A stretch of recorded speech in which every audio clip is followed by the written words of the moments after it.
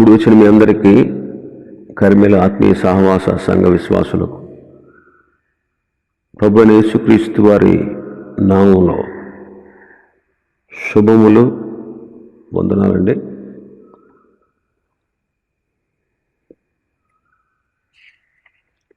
ఆదికాండం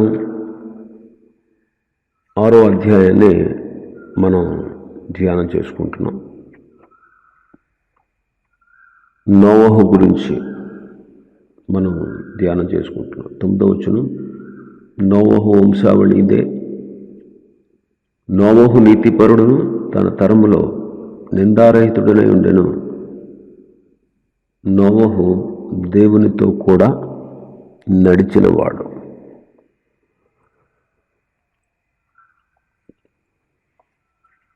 నోవహు జీవితాన్ని గురించి మనం ధ్యానం చేసుకుంటున్నాం. నోవహు అనగా నెమ్మది అని అర్థం. నోవహు అనగా నెమ్మది. లోకంలో ఉన్నటువంటి మానవులు ఎన్ని కలిగి ఉన్నా, ఏం కలిగి ఉన్నా సంపూర్ణమైన స్వాతంత్రం కానీ, స్వేచ్ఛ కానీ, శాంతి కానీ వాళ్ళకి లేదు. అయితే యేసుక్రీస్తులో మనకు నెమ్మది ఉన్నది. నిజమైన నెమ్మది యేసుక్రీస్తును కలిగి ఉంటే పొందగలం. మనం ఆయన మీద ఆధారపడితే, ఆనుకుంటే ఆయన మనల్ని పూర్ణ శాంతి గలవానిగా కాపాడుతారు. ఆయన యొద్దకు వచ్చిన వారికి విశ్రాంతిని, నెమ్మదిని, సంతోషాన్ని, ఆనందాన్ని కలుగజేస్తారు. అలాగే విశ్వాసులైన మనం కూడా నెమ్మదిగా, సుఖముగా ఉండాలంటే ప్రార్థన అవసరం అనే విషయాన్ని మనం ధ్యానం చేసుకున్నాం. మనం ప్రతి విషయంలో ప్రభువు మీద ఆధారపడాలి. మన లోపాలను మనం చక్క చేసుకుంటూ ప్రభు యొక్క సంపూర్ణ అధికారానికి మనం లోబడుతూ ఉంటే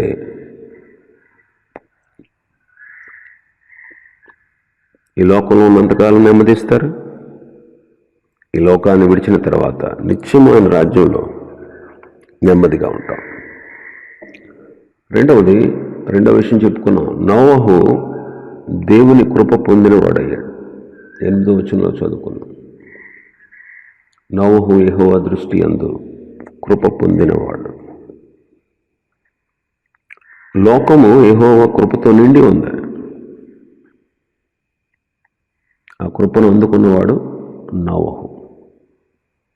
అందుకే కీర్తనకారుడు అంటాడు, యెహోవా యందు నమ్మిక ఉంచు వారిని కృప ఆవరించుచున్నది అంటాడు. కృప ఆవరించుచున్నది. నోవహు విశ్వాసము ద్వారానే ఆ కృపను పొందుకోగలిగాడు. కృప ద్వారా మనం చాలా మేళ్ళు దేవుని దగ్గర నుంచి పొందుకుంటాం. ఆ కృపను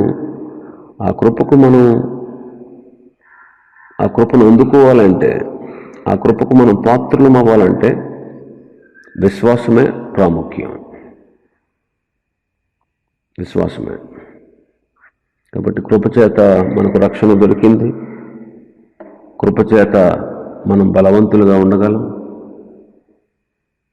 కృపచేతనే రక్షణను గూర్చిన జ్ఞానము, వివేచన కలుగుతూ ఉంది.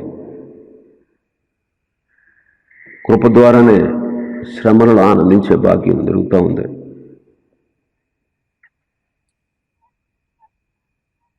కృప ద్వారానే మనం అన్ని ప్రయాసాలను అధిగమించగలం. కాబట్టి ఆయన కృప పొందుకునేటువంటి భాగ్యం దేవుడు మనందరికీ ఇచ్చాడు. కాబట్టి కృప పొందుకోవాలంటే విశ్వాసమే మూలం. మూడవది నీతిమంతుడు అని చదివాం 9వ వచనంలో. నీతిమంతుడు. పరిశుద్ధ గ్రంథం చెబుతుంది, నీతిమంతుడు లేడు, ఒక్కడు లేడు. నేను పాపంలో పుట్టాను అంటాడు దావీదు. అయితే నోవహు కూడా పాపంలో జన్మించిన వాడే, కానీ నీతి ఎలా దక్కింది ఆయనకి? హెబ్రీ పత్రిక 11వ అధ్యాయం చదివితే ఆ అధ్యాయం అంతటికి మూలం విశ్వాసం. అక్కడున్న భక్తుల జాబితా, విశ్వాస వీరుల జాబితాలో ఉన్న విశ్వాస వీరులందరికీ విశ్వాసం ఉంది. విశ్వాసమును బట్టి కలిగే నీతికి వారసుడు. రెండవది, అతని జీవితంలో నీతిగా బ్రతికాడు.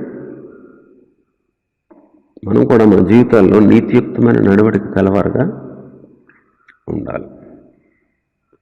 దేవుడే సాక్ష్యం ఇచ్చాడు, ఈ తరము వారందరిలో నీవే నీతిపరుడు, నిందారహితుడివై ఉన్నావు అంటాడు 7వ అధ్యాయం 1వ వచనంలో.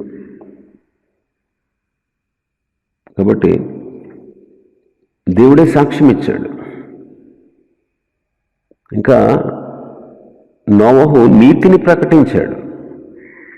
పేతురు 2వ పత్రిక 5వ అధ్యాయం 5వ వచనంలో నీతిని ప్రకటించిన నోవహు అంటాడు. భక్తుడు కూడా, కీర్తనకారుడు అంటాడు, నా నాలుక నీ నీతిని గూర్చి దినమెల్లా వివరిస్తూ ఉంది అంటాడు. కాబట్టి నీతిమంతుడు. 4వది, నిందారహితుడు. నోవహు కాలం చాలా భయంకరమైనది. నోవహు కాలంలో ఉన్నటువంటి ప్రజలు భ్రష్టులు. అందుకే భక్తిహీనుల సమూహము అంటాడు. లోకమంతా ఎలా ఉందంటే ఆ కాలంలో లోకం తినడం, త్రాగడం, పెళ్లి చేసుకోవడం, పెళ్లికి ఇవ్వబడడం, ఇల్లు కట్టుకోవడం. భక్తిహీనుల సమూహం, భ్రష్టత్వం పెరిగిపోయినటువంటి దినాలు అవి. ఆ దినాల్లో భక్తి చేయడానికి అనుకూలతలు ఏమి లేవు. ఈనాడున్నట్టుగా ఆనాడు ఫెసిలిటీస్ లేవు. ఈ దినాల్లో దైవ గ్రంథం ఉంది, బైబిల్ ఉంది మనకి భక్తి చేయడానికి. బైబిల్ చదివితే ఎలా బ్రతకాలో, ఎలా జీవించాలో తెలుసు. ఆ కాలంలో బైబిల్ లేదు. ఈ దినాల్లో పరిశుద్ధాత్మ నింపుదల ఉంది, ఆ దినాల్లో పరిశుద్ధాత్మ నింపుదల లేదు. ఈ దినాల్లో ఉన్నట్టు ఆ దినాల్లో బోధకులు లేరు. ఈ రోజుల్లో సాతాను శక్తి కల్వరిలో, సిలువలో యేసుక్రీస్తు జయించారు. అప్పటికింకా సాతాను శక్తి కోల్చబడలే. ఈ దినాల్లో బయలుపరచబడుతున్నంత సువార్త సత్యం ఆ రోజుల్లో బయలుపరచబడలేదు. ఈ రోజుల్లో ఉన్నట్లుగా సంఘ సహవాసాలు ఆ రోజుల్లో లేవు. ఈ రోజుల్లో జరుగుతున్నట్లుగా మీటింగ్స్ ఆ రోజుల్లో లేవు. అయినా నోవహు నీతిమంతుడుగా, నిందారహితుడుగా జీవించాడు. పెర్ఫెక్ట్ అంటారు ఇంగ్లీష్లో, పెర్ఫెక్ట్. దానియేలు విషయంలో కూడా దానియేలు మీద ఏదో ఒక నింద మోపాలని తన చుట్టూ ఉన్నటువంటి ఉద్యోగులు చూస్తూ దానియేలు నమ్మకస్తుడుగా, ఏ నేరమైనా కానీ, ఏ తప్పు కానీ చెయ్యని వాడుగా కనుగొనలేకపోయారంట. ఈ లోపం కనుగొనలేకపోయారు. తను నమ్ముకున్న దేవుని విషయంలోనే తప్ప మిగతా విషయంలో మనం ఏది తప్పిదం కనుగోలేం. తను నమ్ముకున్న దేవుని పట్ల భక్తి కనుపరుస్తాడు కాబట్టి రాజుగారిని డైవర్ట్ చేసి ఏమైనా సరే అతడు దోషి అని నిర్ధారణ చేద్దామని ప్రార్థన విషయంలో అతడు మాట తప్పడు కాబట్టి, క్రమంగా ఉంటాడు కాబట్టి, తన దేవుని బతికులాడుకోవడం మానడు కాబట్టి అక్కడ దొరుకుతాడు అనుకుని శాసనం చేయించారు. రాజా 30 రోజుల వరకు ఎవ్వరూ ఏ దేవుణ్ణి పూజించకూడదు. లోపాన్ని కనుగొనలేకపోయారంట దానియేలులో. నోవహు కాలంలో అలాంటి జీవితం జీవించడం చాలా కష్టం. అయితే నోవహు శ్రేష్టమైన జీవితాన్ని జీవించాడు. 5వది, దేవునితో నడిచిన వాడు అని చెప్పుకున్నాం. 6వ అధ్యాయం 9వ వచనం. నోవహు దేవునితో కూడా నడిచినవాడు. హనోకు గురించి చెప్పుకుంటున్నప్పుడు మనం కొంత ఈ విషయాన్ని బట్టి ధ్యానం చేసుకున్నాం. మనం కూడా దేవునితో నడవాలి. ఇంకా నోవహులో ఉన్న లక్షణాలు చెప్పుకున్నాం. హెబ్రీ పత్రిక 11వ అధ్యాయం. హెబ్రీ పత్రిక 11వ అధ్యాయం 7వ వచనం. విశ్వాసమును బట్టి నోవహు 7వ వచనం. విశ్వాసమును బట్టి నోవహు అది వరకు చూడని సంగతులను గూర్చి దేవుని చేత హెచ్చరింపబడి భయభక్తులు గలవాడై తన ఇంటి వారి రక్షణ కొరకు ఒక ఓడను సిద్ధము చేశాను. అందువలన అతడు లోకం మీద నేరస్థాపన చేసి విశ్వాసమును బట్టి కలుగు నీతికి వారసుడాయను.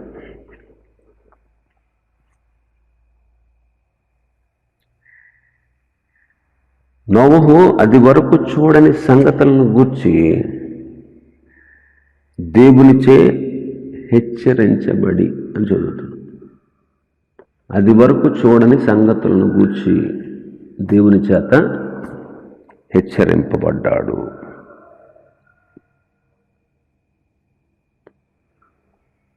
ఆ రోజుల్లో వర్షం కురియుట అనేది వాళ్ళు ఎరగరు. ఎందుకంటే భూమి నుండి ఆవిరి లేచి తడిపేదంట. 5వ వచనం. ఆదికాండం 2వ అధ్యాయం 5వ వచనం. అది వరకు పొలమందులు ఏ పొదయు భూమి మీద ఉండలేదు, పొలమందులు ఏ చెట్టు మొలవలేదు. ఎలాగ దేవుడని యెహోవా భూమి మీద వాన కురిపించలేదు, నేలను సేద్యపరుచుటకు నరుడు లేడు. అయితే ఆవిరి భూమి నుండి లేచి నేల అంతటిని తడిపెను. ఆవిరి భూమి నుండి లేచి నేల అంతటిని తడిపెను. చూడలేదు అది వరకు. చూడండి, ఈ రోజుల్లో భూమి మీద అగ్ని కురవబోతుంది అని వాక్యం చెప్తుందని మనం మాట్లాడుతూ ఉంటే చాలామంది నమ్మరు. ఇప్పుడున్నటువంటి భూమి అగ్ని కొరకు నిల్వ చేయబడి ఉంది అంటాడు పేతురు గారు.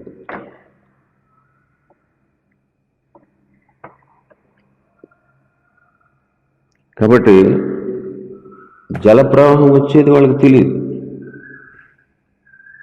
భూమి మీద వర్షం కురిసేది వాళ్ళకి తెలియదు,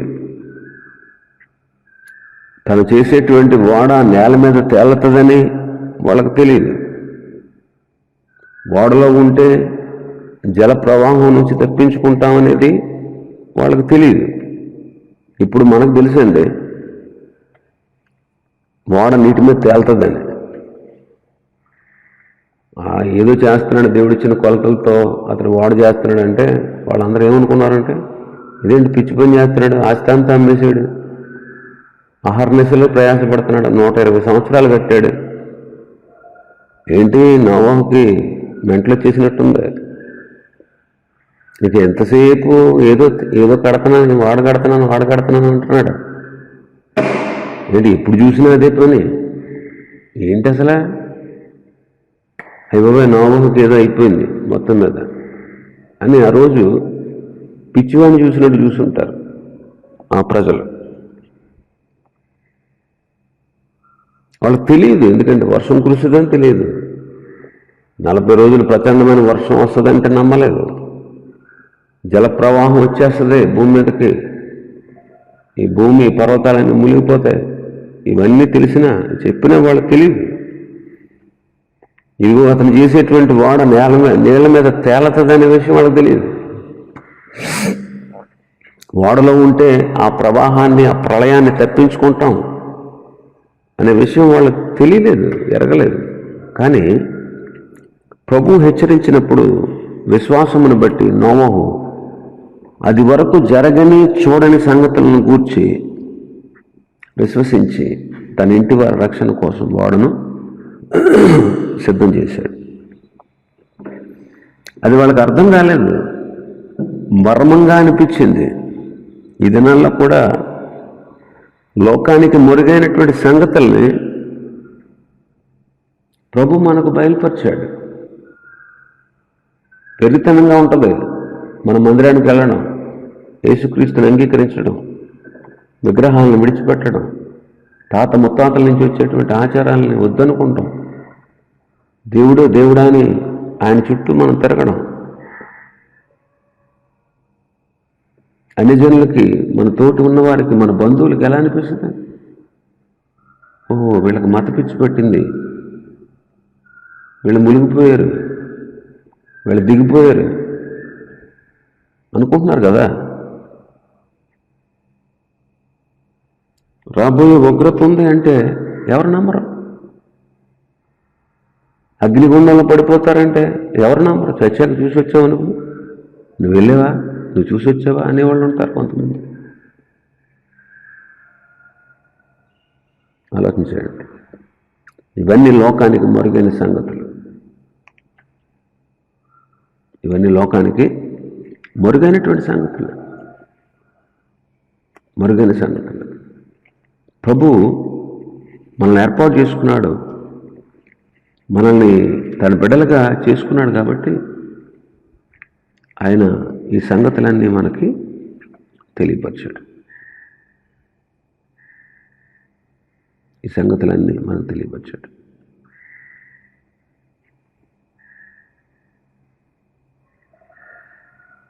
మత్తయి సువార్త 13వ అధ్యాయం 16-17 వచనాలు. 15 నుంచి చదివితే 13 నుంచి 10వ వచనంలో ప్రశ్న వేస్తారు శిష్యులు. ప్రభువా, నీవు ఉపమాన రీతిగా ఎందుకు వారితో మాట్లాడుతున్నావు అని ఆయన అడిగారు. మత్తయి సువార్త 13వ అధ్యాయం 11వ వచనం అంటాడు, పరలోక రాజ్య మర్మములు ఎరుగుట మీకు అనుగ్రహింపబడి ఉన్నది కానీ వారికి అనుగ్రహించబడలేదు. పరలోక రాజ్యమును గురించిన మర్మము మనం ఎరగడం, అది మనకు అనుగ్రహించబడింది. అందుకే 12వ వచనం అంటాడు, కలిగిన మనకి ఇవ్వబడుతుంది, వానికి సమృద్ధి కలుగుతుంది, లేని వారికి కలిగినది వాడి యొద్ద నుంచి తీసివేయబడుతుంది. వారు చూస్తున్నారు కానీ మనోనేత్రాలతో చూడట్లేదు, వింటున్నారు, వింటున్నట్టే నటిస్తున్నారు కానీ వింటలేదు, అందుకే గ్రహించట్లేదు. అందుకే నేను ఉపమాన రీతిగా వారికి బోధిస్తాను. ఈ ప్రజలు కన్నులారా చూస్తారు, చెవులారా వింటారు, హృదయంతో గ్రహించి మనసు త్రిప్పుకొని నేనిచ్చేటువంటి స్వస్థత వాళ్ళు పొందేటట్లు వాళ్ళ హృదయం క్రొవ్విపోయింది, వారి చెవులు మందమైపోయినాయి, వారి కన్నులు మూసుకుపోయినాయి. వాళ్ళు వింటారు కానీ గ్రహించరు, చూస్తారు కానీ దాన్ని ఎంత మాత్రం తెలుసుకోరని యెషయా చెప్పాడే. వీళ్ళ విషయమే అది నెరవేరుతుంది. అది మీరు చూస్తున్నారు, మీ మనోనేత్రాలు వెలిగించబడ్డాయి, మీరు ధన్యులయ్యారు, మీ చెవులు మీ కన్నులు ధన్యమైనవి. అనేక మంది ప్రవక్తలు మీరు చూస్తున్నటువంటి వాటిని చూడాలని చూడలేకపోయారు, వినాలని వినలేకపోయారు. అందుకే నేను ఉపమాన రీతిగా చెప్తున్నాను. చూడండి, పరలోక రాజ్యం మర్మాలు ప్రభు మనకు అనుగ్రహించాడు. దైవ మర్మాలు దేవుని పిల్లలకే తెలుస్తాయి. అయితే ఆ విషయాల్ని మనం లోకానికి అందించవలసినటువంటి బాధ్యత కూడా మన మీద ఉంది. అందుకే మార్కు సువార్త 16వ అధ్యాయంలో ఏమన్నారు? మార్కు సువార్త 16వ అధ్యాయం 15-16 వచనాలు. మరియు మీరు సర్వలోకములకు వెళ్ళి సర్వ సృష్టికి సువార్తను ప్రకటించుడి. నమ్మి బాప్తిసం పొందినవాడు రక్షింపబడును, నమ్మని వానికి శిక్ష విధింపబడును. కాబట్టి నోవహు కూడా పేతురు మొదటి పత్రిక 2వ అధ్యాయం 5వ వచనంలో 2వ అధ్యాయం, పేతురు రాసిన 2వ పత్రిక 2వ అధ్యాయం 5వ వచనం. మరియు ఆయన పూర్వకాలమందున లోకమును విడిచిపెట్టగా భక్తిహీనుల సమూహం మీదకి జలప్రళయం రప్పించినప్పుడు నీతిని ప్రకటించిన నోవహును మరి 7 కాపాడిన. నీతిని ప్రకటించిన నోవహు నీతిని ప్రకటించాడని చదువుతున్నాం. జల ప్రవాహాన్ని గుర్చి ఆ ప్రవాహాన్ని తప్పించుకోవడానికి సాధనమైనటువంటి ఓడను గూర్చి నోవహు విశేషంగా ప్రకటించాడు. కానీ ఆ ప్రజలు విశ్వసించక నశించిపోయారు. ఈ రోజుల్లో కూడా అనేకలు నశించిపోవడానికి గల కారణం విశ్వసించకపోవడమే. క్రీస్తును గూర్చిన వార్త నశించిపోతున్న వారికి వెర్రితనంగా ఉంది. రక్షించబడుచున్న మనకు దేవుని శక్తి అంటాడు. క్రీస్తును గూర్చిన వార్త కొంతమందికి క్రొత్తదిగా ఉంటుంది. యేసుక్రీస్తు ప్రభు బోధించేటువంటి రోజుల్లో కూడా ఇదేంటి, ఏదో క్రొత్త బోధలాగా ఉందే అన్నారు వాళ్ళంతా. మార్కు సువార్త 1వ అధ్యాయం 27వ వచనం. అందరూ విస్మయం ఉంది, ఇదేమిటో, ఇది క్రొత్త బోధగా ఉన్నదే. ఈయన అధికారంతో అపవిత్రాత్మలకు ఆజ్ఞాపింపగా అవి ఆయనకు లోబడుచునవని ఒకరితో ఒకడు చెప్పుకుంది. ఇదేమిటో, ఇది క్రొత్త బోధగా ఉన్నదే అనుకున్నారంట. విశ్వసించకుండా ఉన్న వాళ్ళు నశించిపోయారు. కాబట్టి నోవహు లాగా మనం కూడా అది వరకు జరగని సంగతులు చెప్పినప్పుడు నోవహు విశ్వసించాడు. ఇప్పుడు మనం కూడా ప్రకటిస్తున్నటువంటి వాటిని గూర్చి చాలామందికి వాళ్ళకి తెలియకపోవచ్చు. యేసుక్రీస్తుని గురించి ప్రకటిస్తున్నప్పుడు ఈయన మన దేశస్థుడు కాదు, అమెరికా దేశస్థుడు అని చాలామంది విశ్వసించరు.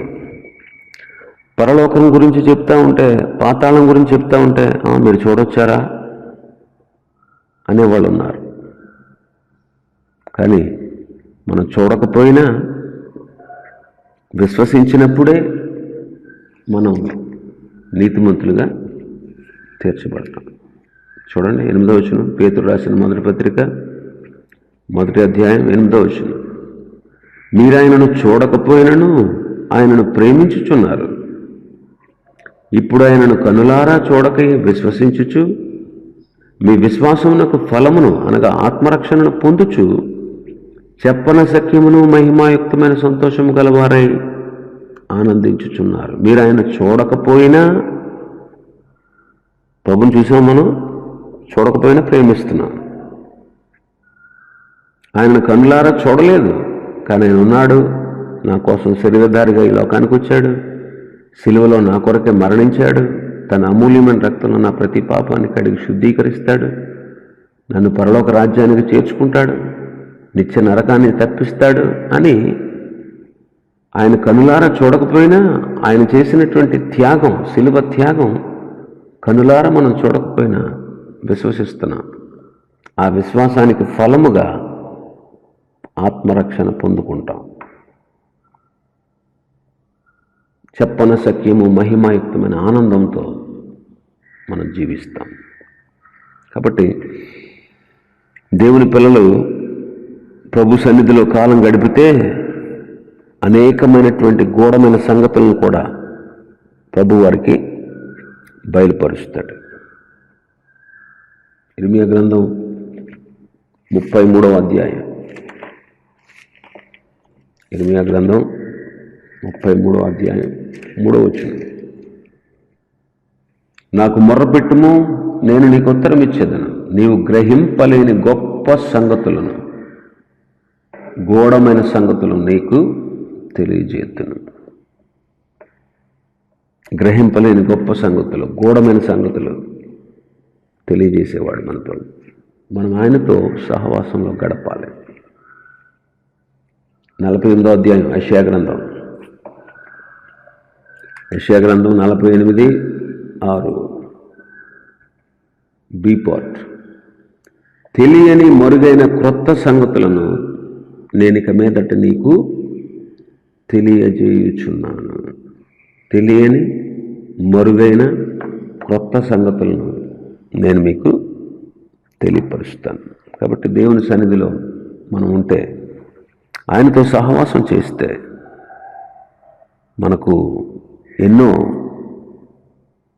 అద్భుతమైన కార్యాలు, మరుగైన సంగతులన్నీ ప్రభు మనకు తెలియపరుస్తారు. కాబట్టి నోవహు నీతిమంతుడు, అది వరకు చూడని సంగతులను గురించి హెచ్చరించబడి విశ్వాసం ఉంచినవాడు. 7వదిగా దేవుని యందు భయభక్తులు కలిగిన వాడు. 11 చదివాం కదా, హెబ్రీ పత్రిక 11:7.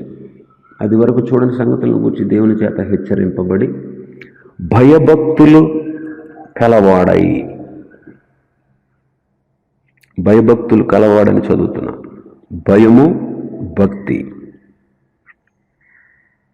భయము భక్తి, ఈ రెండు కలిసి ఉండాలి. కొంతమందికి భయం ఉంటుంది, భక్తి ఉండదు.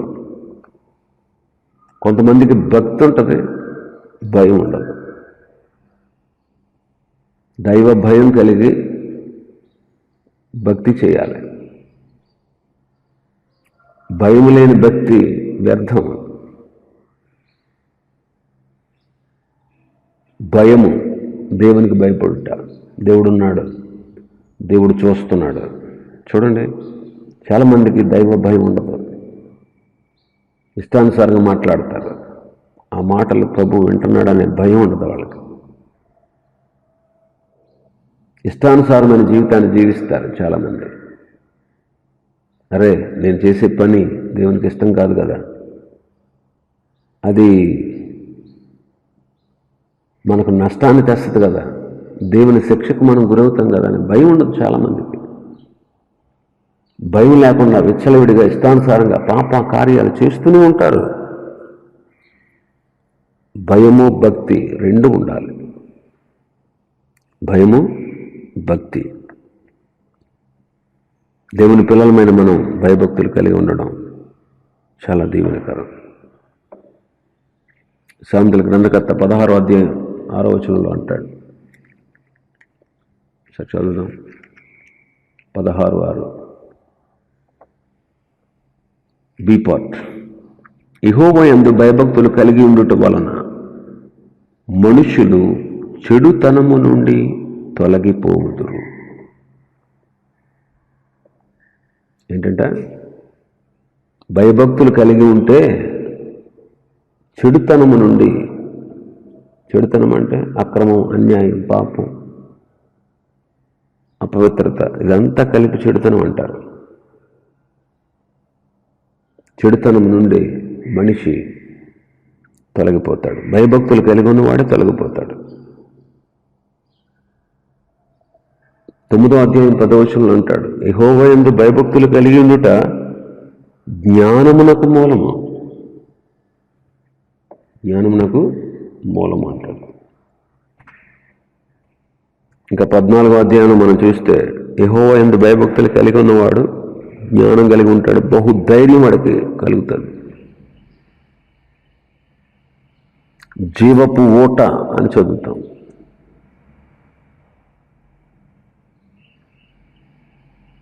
కాబట్టి భయభక్తులు, భయము భక్తి కలిగిన వాడు నోవహు. భయభక్తులు కలిగిన వాడు. ఆదికాండం 6:22 మరొక మాట ఉంది. నోవహు అట్లు చేసెను, దేవుడు అతనికి ఆజ్ఞాపించిన ప్రకారము యావత్తు చేసెను. 7:5 ఆదికాండం. తనకు యెహోవా ఆజ్ఞాపించిన ప్రకారము నోవహు యావత్తు చేసెను. యావత్తు చేసెను. దేవుడు తనకు ఆజ్ఞాపించిన ప్రకారము చేశాడు. ఇది చాలా మెచ్చుకోదగినటువంటి లక్షణం. మనం ఏవేవో విశేషమైన కార్యాలు చేయడం కంటే, ప్రజలు మెచ్చే, మనుషులు మెచ్చే కార్యాలు చేయడం కంటే దేవుడు ఆజ్ఞాపించినది చేయడం అనేది చాలా శ్రేయస్కరం. దేవుడు ఆజ్ఞాపించింది చేయాలి, ఆజ్ఞాపించినట్లు చేయాలి. అది మెచ్చుకోదగినటువంటి విషయం. సమూయేలు మొదటి గ్రంథం 15వ అధ్యాయంలో సమూయేలు గారు సౌలుతో చెప్తారు. సమూయేలు మొదటి గ్రంథం 15వ అధ్యాయం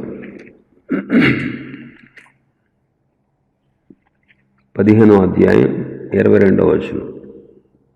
అందుకు సమూయేలు, తాను సెలవిచ్చిన ఆజ్ఞను ఒకడు గైకొనుట వలన యెహోవా సంతోషించినట్లు ఒకడు దహన బలులను అర్పించుట వలన ఆయన సంతోషించునా? ఆలోచించుము. బలులు అర్పించుట కంటే ఆజ్ఞను గైకోవడం, పొట్టేళ్ల క్రొవ్వు అర్పించుట కంటే మాట వినుట శ్రేష్టము. సమూయేలు సౌలుతో చెప్తున్నారు. సమూయేలు దేవుని మాటగా సౌలుతో చెప్పాడు, అమాలేకీయులు సమూలంగా నాశనం చేయి. అమాలేకీయులకి నాకు తరతరాలకి యుద్ధం. ఎందుకంటే నా ప్రజలు మార్గంలో ఉన్నప్పుడు వాళ్ళు యుద్ధం చేయడానికి వచ్చారు. కాబట్టి వాళ్ళని సమూలంగా నాశనం చేయి. ఖచ్చితంగా చెప్పాడు ప్రభు, ఖచ్చితంగా చెప్పాడు.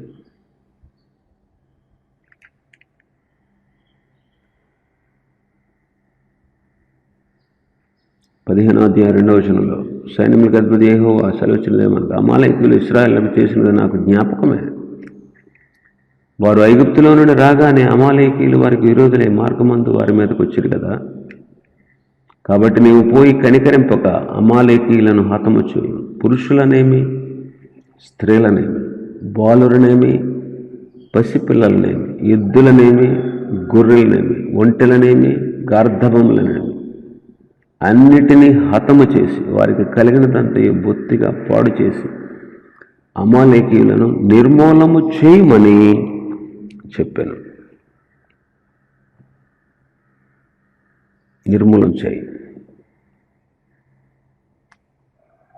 అయితే సౌలు ఆ రాజుని రథం ఎక్కించి తీసుకొచ్చాడు.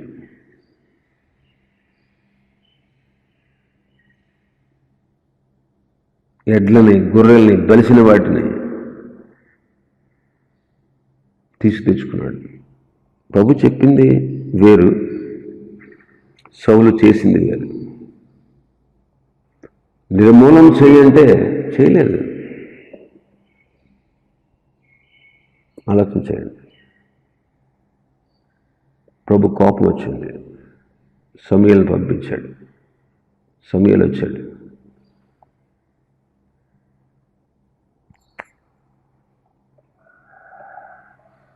పదమూడవ వచనం. తరువాత అతడు సౌలు వద్దకు రాగా సౌలు, యెహోవా వలన నీకు ఆశీర్వాదం కలుగునుగాక, యెహోవా ఆజ్ఞను నేను నెరవేర్చితిననగా. ఓ ప్రవక్త, నేను యెహోవా ఆజ్ఞను పూర్తిగా నెరవేర్చేశాను అంటున్నాడు. సమూయేలు అంటాడు, అలాగైతే ఆ వెనకాల దొడ్లో నుంచి వినపడుతున్నటువంటి ఆ గొర్రెల అరుపులేంటి, ఆ ఎడ్ల రంకెలేంటి, అవన్నీ ఎక్కడే అని అడిగాడు. సౌలు అంటాడు, అమాలేకీయుల వద్ద నుండి జనులు వాటిని తీసుకొచ్చారు. ఎందుకు తీసుకొచ్చారు? నీ దేవుడికి బలు అర్పించడానికి అంటాడు.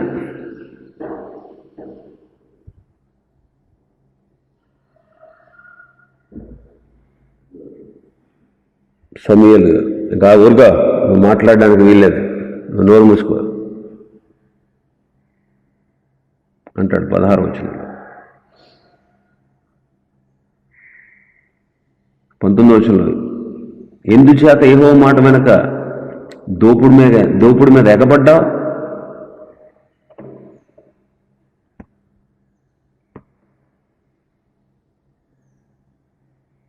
20 అంటాడు, అమాలేకుల రాజు అగగుని తీసుకొచ్చాను, కానీ అమాలేకులు నిర్మూలన చేశానంటాడు.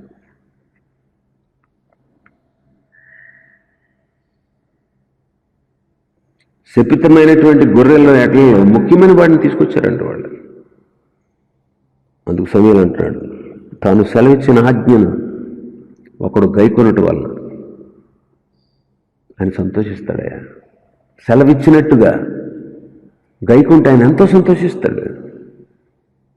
అంతేగాని దహన బలులు నైవేద్యాలు అర్పించినందువల్ల ఆయన సంతోషించడయ్యా. బలు అర్పించడం కంటే ఆజ్ఞలు గైకోవడం ముఖ్యం. పొట్టేళ్ల క్రొవ్వు అర్పించడం కంటే ఆయన మాట వినడం శ్రేష్టం. ఆ సందర్భంగా ఈ మాటలు చెప్పాడు ఆయన. ఇక్కడ నోవహు దేవుడు ఆజ్ఞాపించినట్లు చేశాడు. మోషే గురించి కూడా ఉంటుంది. మోషే కూడా దేవుడు ఆజ్ఞాపించినట్లు చేశాడు.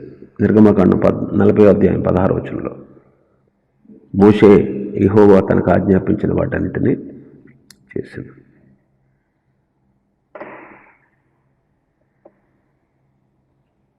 నిర్గమకాండం 39:42-43 మనం చదువుతాం. యెహోవా మోషేకు ఆజ్ఞాపించినట్లు ఇశ్రాయేలు ఆ పనంతయు చేసిరి. మోషే ఆ పనంతయు చూసినప్పుడు యెహోవా ఆజ్ఞాపించినట్లు వారు దాన్ని చేసి ఉండరు. అలాగనే చేసి ఉండరు కనుక మోషే వారిని దీవించాను. మోషే కూడా ఆజ్ఞాపించినట్లు చేశాడు. ప్రజలు కూడా మోషే చెప్పినట్లే చేశారు, దేవుడు చెప్పినట్లే చేశారు. అందుకే మోషే వాళ్ళని దీవించాడంట. సొలొమోను కూడా దినవృత్తాంతాల 2వ గ్రంథం 7:11 చదువుతాం. లోపము లేకుండా దేవుని మందిర పని జరిగించాడు. ఏ లోపము లేకుండా పని నెరవేర్చి ముగించాడు. యేసు ప్రభు కూడా ఈ భూలోకంలో ఉన్నప్పుడు యోహాను సువార్త 7:4 ఆయన చేసిన ప్రార్థనలో, చేయుటకు నీవు నాకు ఇచ్చిన పని నేను సంపూర్ణంగా నెరవేర్చి భూమి మీద నేను మహింపరిచాను అంటారు. దేవుని పని సంపూర్ణంగా నెరవేర్చడం వల్ల దేవునికి మహిమ. కాబట్టి నోవహు, మోషే, ఇశ్రాయేలీయుల ప్రజలు, సొలొమోను, మన ప్రియ ప్రభు, ఈ 5 దేవుని పనిని సంపూర్ణంగా నెరవేర్చి మనకు చక్కటి మాదిరిని చూపిస్తూ ఉన్నారు. మనం కూడా ఈ మాదిరిని అనుసరించాలి. ఆయన మనతో చెప్పింది చేయాలి. అందుకే నీళ్ళను ద్రాక్షారసంగా మార్చిన టైంలో ఆ పెండ్లి విందులో మరి అంటది పనివారిని చూసి, బాబు ఆయన మీతో ఏం చెప్తాడో అదే చేయండి. వాళ్ళు అలాగే చేశారు. ఎగ్జాక్ట్గా ఆయన చెప్పినట్లే చేశారు. ఎదురు ప్రశ్నించలేదు, మారు మాట మాట్లాడలేదు, చెప్పినట్టు చేశారు. ఆ నీళ్లను, ఆ బాణల్ని అంచుల మట్టుకు నీటితో నింపండి అంటే అంచుల మట్టుకు నింపారంట. అంచుల మట్టుకు ఎందుకు రాశారంటే అరాకొరగా చేయలేదు వాళ్ళ పని. అంచుల మట్టుకు నింపారు, టోటల్గా ఫుల్ఫిల్ చేశారనమాట. అంచుల మట్టుకు నింపారు. అంత అంచుల మట్టుకు నింపారని రాయాల్సిన పని ఏంటి? యోహాను సువార్త 2వ అధ్యాయంలో 1-11 ఆ సందర్భం ఉంటుంది. అంచుల మట్టుకు నింపిరి. అవి రాతి బాణలు. శుద్ధీకరణ ఆచార ప్రకారం యూదులు ఇంట్లోకి వచ్చేటప్పుడు కాళ్ళు చేతులు మనం ఎలా కడుక్కుంటామో, మన ఇంటికి వచ్చినటువంటి అతిథులకి నీళ్ళు ఇస్తాం, కాళ్ళు కడుక్కోవడానికి, చేతులు కడుక్కోవడానికి. కుండీలో నీళ్లు ముంచుకెళ్ళి బకెట్తో అక్కడ పడతాం. కుండీలో నీళ్ళు తాగరు ఎవడో. కాళ్ళు చేతులు కడుక్కోవడానికి, శుద్ధీకరించుకోవడానికి ఉపయోగించేటువంటి ప్రదేశం అది. ఆ బాణల్లో నీళ్లు పోయమన్నాడు ప్రభు. వాళ్ళు ఇదేంటి ఆ బాణంలో పోయడం ఏంటి నీళ్ళు అనుకోలేదు వాళ్ళు. ప్రభు చెప్పారు, చేశారంతే. ఇప్పుడు ఆ నీళ్లు ముంచి విందు ప్రధాని దగ్గర తీసుకెళ్ళండి అన్నాడు. నీళ్లు ముంచాడు, ముంచినప్పుడు నీళ్ళే అయ్యి వాడు తీసుకెళ్లే టైంలో ద్రాక్షరసమైంది. అయ్యో నీళ్ళు పట్టుకెళ్ళమన్నాడండి విందు ప్రధానికి, చెత్తగొట్టేస్తాడు కదా నన్ను, ఈయనేంటి ఎలా చెప్తాడంటే అనుకోలేదు వాడు. ముంచి తీసుకెళ్ళాడంతే, చెప్పినట్లు చేశాడంటే. మళ్ళీ ఎదురు ప్రశ్న లేదు. ఇంకా ఇప్పుడు మనం చెప్పింది చేస్తాడు ఎవడన్నా? మనం చెప్పింది చేయడు, అడిగి తోచింది చేస్తాడు. అడిగి తోచింది చేసి మీరు చెప్పలేదు కానీ నేను చేశానంటాడు. కానీ వాళ్ళు చెప్పింది చేశారు. ప్రభు చెప్పినట్లు చేయడం గొప్ప సంగతి అండి. ప్రభు చెప్పినట్లు చేయడం. రాత్రంతా ప్రయాసపడ్డాం ప్రభు. పేతురు అన్నమాట యోహాను సువార్త 5వ అధ్యాయంలో. రాత్రంతా ప్రయాసపడ్డాం, ఒక్క చేప కూడా పడలేదు. అయినను నీ మాట చొప్పున వల వేస్తున్నా, నీ మాట చొప్పున. ఇది మెచ్చదగిన విషయం. విస్తారమైన చేపలు పడ్డాయంట, వలలు పిగిలిపోతున్నాయంట, 2 దోణులు మునిగిపోయినాయంట, 2 దోణులు నిండిపోయినాయి అనమాట. ఒక్కసారి పట్టిన వలలో పట్టిన చేపలు 2 దోణులు నిండిపోయేటట్లు పట్టి. అసలు ఆ చేపల రాసి తన జీవితంలో ఎప్పుడు చూసి ఉండడు పేతురు, ఎప్పుడు చూసి ఉండడు. 2 దోణులు నిండిపోయినాయంట. ఆయన మాట చొప్పున చేస్తే అద్భుతాలు చూస్తాం. కాబట్టి ఆయన చెప్పినట్లుగా ఈ లోకంలో మనం నడిచి రేపు ఆయన ఎదుట నిలబడినప్పుడు బలా నమ్మకమైన మంచి దాసుడా అని ఆయన చేత మనం మెప్పు పొందాలి. మనం ఎప్పుడు ఎంతసేపు కూడా మనుషుల మెప్పు కోసం ప్రయత్నిస్తూ ఉంటాం. మనుషుల మెప్పు కోసం వద్దు. దేవుడు చెప్పినట్లు చేసి ఆజ్ఞాపించినట్లు సమస్తము చేద్దాం. ఇంకా 11వ అధ్యాయం 7వ వచనం, హెబ్రీ పత్రిక 11:7లో లోకం మీద నేరస్థాపన చేస్తాడంట. పనివాడు దేవుడు చెప్పినట్లు చేశాడు. తాను చేసినటువంటి పనే లోకం మీద ఏం చేస్తుంది? నేరస్థాపన చేస్తుంది. అక్కడ ఆ కాలంలో ఉన్నటువంటి ప్రజలు నోహు ఓడ కట్టడం చూశారు. ఎందుకయ్యా ఓడ కడుతున్నావు అని అడుగుతారా అడగరా? ఏమని చెప్పుకుంటాడు? జలప్రవాహం వస్తుందండి భూమి మీదకి, జలప్రవాహాన్ని తప్పించుకోవడానికి నేను ఈ ఓడ కడుతున్నానని చెప్పాడు. అయినా వాళ్ళు ప్రవేశించలేదు. ఓడ కట్టడానికి చాలా డబ్బు అవసరం కదా, ద్రవ్యం అవసరం. నోహు తన ఆస్తి అంతా ఖర్చు పెట్టేశాడు, ఓడకే ఉపయోగించేశాడు. అదంతా వాళ్ళ కన్నులారా చూశారు. నోహు నీతిని ప్రకటించాడు. 2వ పేతురు పత్రిక 2వ అధ్యాయం 5వ వచనంలో యేసుక్రీస్తు ఆత్మరూపిగానే నోహులో ఉండి ప్రకటించాడు. పేతురు మొదటి పత్రిక 3వ అధ్యాయం 20వ వచనంలో ఉంటుంది. అయినా ప్రజలు ఓడలో ప్రవేశించలేదు. కట్టబడుతున్న ఓడను చూశారు. ఓడ కొరకు తను ఎంతో ద్రవ్యాన్ని ఖర్చు చేయడం వారు కన్నులారా చూశారు. దైవ వర్తమానం కూడా ఆ కాలంలో ప్రజలు విన్నారు. అయితే ఓడలో ప్రవేశించలేదు.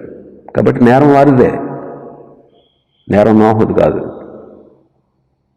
నోహు చేసిన పని, అతను ప్రకటించినటువంటి వాక్యం లోపం లేకుండా చేసే. నేడు మనం కూడా దేవుని వర్తమానాన్ని లోకస్తులకు అందించాలి, మన తోటి వారికి అందించాలి. లేకపోతే నేరం అవుతుంది. అందించినప్పుడు వారు మార్చబడితే రక్షించబడతారు. ఆ వర్తమానం అంగీకరించకపోతే వారే నేరస్తులుగా దేవుని దృష్టికి తీర్చబడతారు. మనం తప్పించుకుంటాం. అపోస్తలుడైన పౌలు అనేక స్థలాల్లో సువార్త ప్రకటించినా సరే ప్రజలు వినకుండా త్రోసివేశారు. అందుకే అన్నాడు, మీ నాశనమునకు మీరే ఉత్తరవాదులు, నేను నిర్దోషిని అంటాడు అపోస్తల కార్యములు 18వ అధ్యాయం 6వ వచనంలో. కాబట్టి మనం ఆ భక్తుల్ని పోలి లోకానికి వర్తమానం అందించాలి, చక్కగా పనిచేయాలి. 4 విధాలుగా దైవ సత్యం వారి మధ్యలో రుజువైంది. నోహు నీతియుక్తమైన జీవితం మొదటిది. 2వది ఓడ కట్టుటలో అతను పడిన ప్రయాస. 3వది ఓడను కట్టడంలో అతను ఉపయోగించినటువంటి డబ్బు.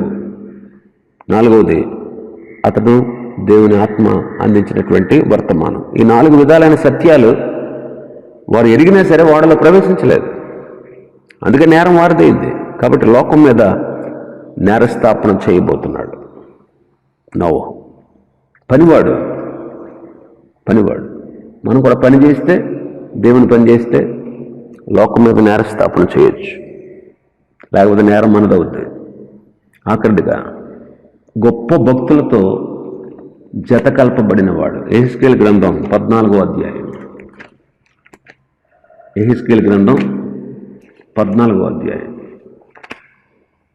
14వ వచనం నుంచి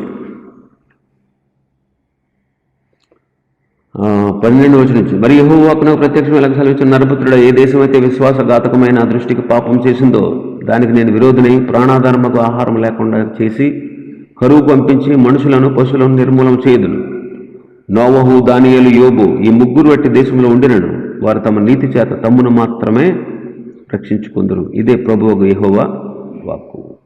నోవహు, దానియేలు, యోబు ఈ ముగ్గురు అలాంటి దేశంలో ఉన్న వారు తమ నీతి చేత మాత్రమే రక్షించుకుందరు అంటున్నట్టు. నోవహు, దానియేలు, యోబు విశ్వాసఘాతకమైన దేశం మీదకు వచ్చేటువంటి శిక్షణ గురించి ప్రభు మాట్లాడుతూ, అలాంటి దేశంలో నోవహు, దానియేలు, యోబు ఈ ముగ్గురు ఉన్నా వాళ్ళ తమ్మును మాత్రమే రక్షించుకుంటారు అని చెప్తున్నాడు. వీళ్ళ ముగ్గురు గొప్ప భక్తులు. యోబు గొప్ప భక్తుడు, దానియేలు గొప్ప భక్తుడు. వాళ్ళిద్దరి పేర్లతో నోవహు పేరు జత చేయబడింది. అంత మాత్రమే కాదు, వాళ్ళిద్దరి పేర్లలో, వాళ్ళ ముగ్గురు పేర్లలో మొదటి పేరు ఎవరిది? నోవహుదే.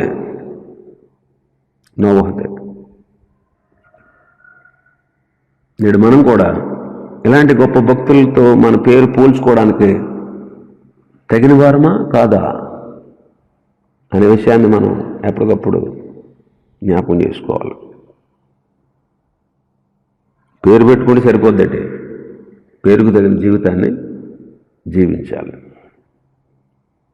నా పేరుతో ఎవరు పిలుస్తున్నా నేను ఆ మహాభక్తుని పేరు పెట్టుకున్నాను. ఆయనలో ఉన్నటువంటి భక్తి ఒక 5% ఉందా, 1% ఉందా అని ఆలోచించుకుంటూ ఉంటాను ఇప్పుడు. మహాభక్తుడండి దానియేలు, ఆయన పేరు నాకు పెట్టారు. ఆయనలా గొప్పవాడిని అయిపోవాలని కాదు, ఆయనలా జీవించాలని.